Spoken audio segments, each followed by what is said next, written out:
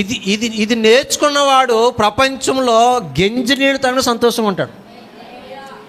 ఈరోజు మనిషికి ఎందుకు సంతోషం లేదు తెలుసా? వాళ్ళలాగా బ్రతకాలి, వాళ్ళ కొన్నది నాకు ఉండాలి, వాళ్ళ కొనుక్కున్నది నాకు ఉండాలి అనుకున్నాడు కాబట్టి సంతోషం లేదా? ఇప్పుడు ఇక్కడి నుంచి బస్ స్టాండ్కి వెళ్ళాలంటే షేర్ ఆటోలో వెళ్ళొచ్చు, కారులోను కూడా వెళ్ళొచ్చు. అవును కదక్క? 10 రూపాయలు ఇస్తే అక్కడ పడేస్తాడు.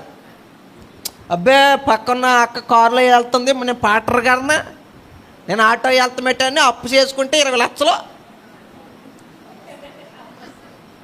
నెల వస్తుంది.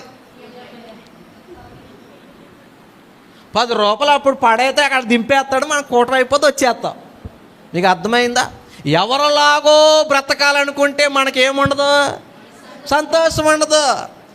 మనకి దేవుడు ఒక రూపం, ఒక క్వాలిటీ, ఒక స్వభావం, ఒక నేచరు, ఒక జ్ఞానం, ఒక తలంతు. నీకున్నది నాకుండదు, నాకున్నది నీకుండదు. నీకు లెక్కలు బాగా వస్తే నాకు తెలుగు వస్తుంది, నాకు తెలుగు వస్తే ఇంకో అక్కకి ఇంగ్లీష్ వస్తుంది. అవునా కదా? అబ్బాయి వాళ్ళలాగా నేను లెక్కల మాస్టర్ అవ్వలేదని తెలుగు మాస్టర్ అనుకుంటే నువ్వు మాస్టర్వే కదా. కాదు, నువ్వు తెలుగు మాస్టర్వే, అయినా లెక్కల మాస్టర్. అవునా కదా? నేను చెప్పేది ఏంటంటే, మీరు జీవితాంతకాలం సంతోషపడాలంటే ఎవరిలాగో బ్రతకడం కోరుకోకు, దేవుడు మెచ్చుకునేలాగా బ్రతికితే చాలు. ఈరోజు ఎవరో రాలేదు, ఆ బిడ్డ రాలేదు, ఈ బిడ్డ రాలేదు, లేకపోతే ఆయన రాలేదని మేము మనసులో గుండెగా పెట్టుకున్నాం అనుకోండి, నిద్ర అట్టదు మాకు. మీకు నిజం చెప్పనా అక్క, సేవకు వచ్చాక నిద్ర తగ్గిపోయింది, ఆకలి తగ్గిపోయింది, మెంటలు ఎక్కువైపోయింది. ఎందుకని చెల్లి? ఎందుకని? ఈ చెల్లి ఎప్పుడు వస్తుందో తెలదాం, ఆ తల్లి ఎప్పుడు వస్తుందో తెలదాం, ఎవరు ఎప్పుడు నవ్వుతారో తెలదాం, ఎవడు ఎందుకు ఏడుతాడో తెలదాం. అవునా కదా? ఇవన్నీ ఆలోచించి నిద్రొత్తం మానేసింది మాకు. నేను ఈ మాట ఎందుకు చెప్పానంటే, ఎవరి గురించి అన్న ఆలోచిస్తే మనసు ఎప్పుడైతే పాడైందో నిద్ర రాదు, ఆకలి చచ్చిపోద్ది. కాబట్టి ఈరోజు మొదలుకొని మనుషులు మెచ్చుకోవాలని భక్తి చేయకండి, మనుషులకు నచ్చేలాగా బ్రతకండి. నీకు మాట చెప్పనా, మన సంతోషం మన చేతిలో ఉండాలా, అవతల చేతిలో ఉండాలా? వాళ్ళు పొగిడితేనేమో నీకు సంతోషం వచ్చి, వాళ్ళు గద్దిస్తే తిడితే నీకు ఏడిపోతుందంటే నీ సంతోషం ఎవరి చేతిలో ఉంది? అదేంటిది? నీ రిమోట్ వాళ్ళ చేతిలో ఉంటేది ఎంత దరిద్రం.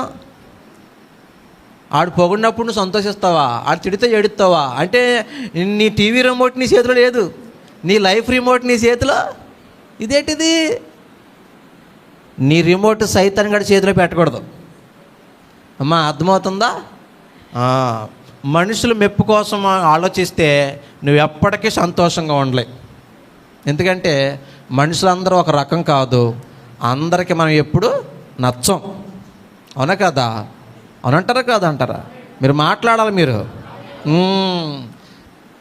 మనల్ని ఎవరు మెచ్చుకుంటే చాలు, మనం ఎవరికి నచ్చితే చాలు. మీకు నచ్చేలాగా, మీరు మెచ్చేలాగా నే జీవిస్తాను యేసయ్యా.